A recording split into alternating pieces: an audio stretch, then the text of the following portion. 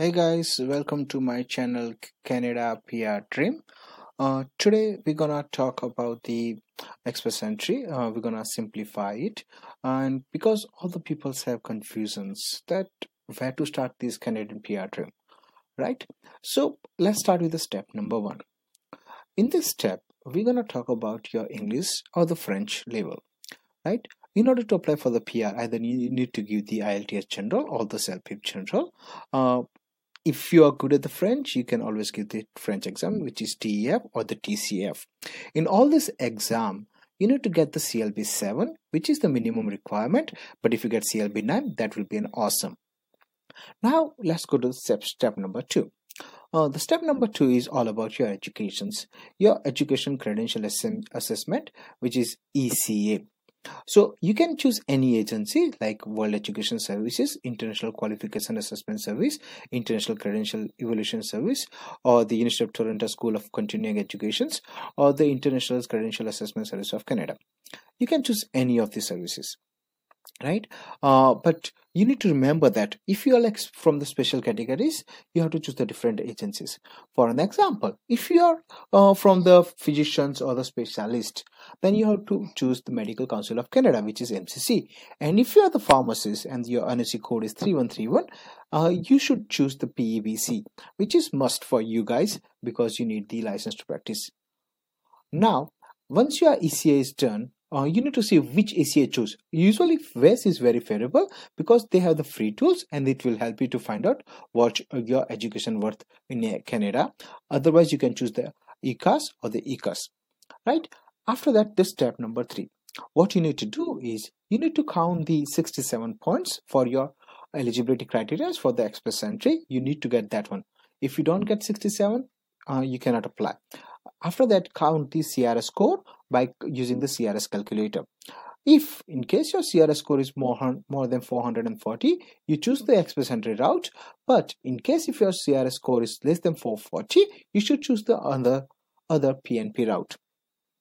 Now let's talk about this PNP route. The PNP route we're gonna talk about is the first one is MPNP, also known as the Manitoba Provincial Nominee Program. In these categories, you must have the connections. If you don't have connection, you cannot apply. The connections in the form of formal education at the Manitoba, or the experience, or the job offer, or your relatives, or the friends.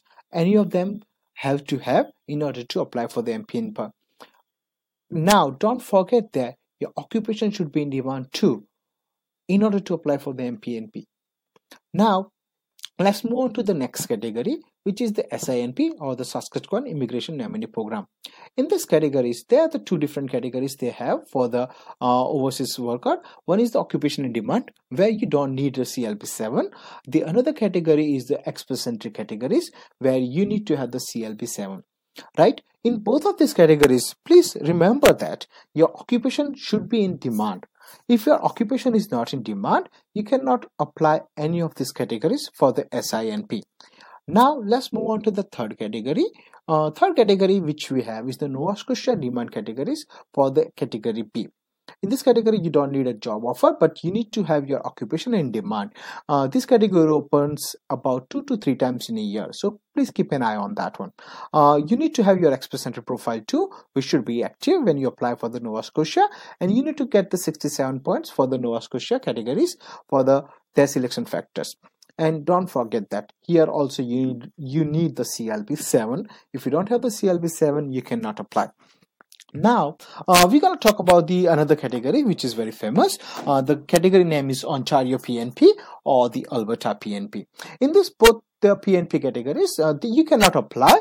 However, if they like your profile in the express entry, they will ask you to apply for the PNP. So that means like you cannot apply, but they will choose you to apply for them. Now let's talk about the different categories, which is PEI, Prince Edward Island PNP category, BC PNP or the New Brunswick PNP. Here in this category, PEI, PNP, you can still create the profile, but you still need a job offer sometimes to get the invitations. So that's everything about this offer, about the PNPs. If you like my video, please like it, share it, and subscribe it. And please don't forget to comment it. Thank you so much. Bye.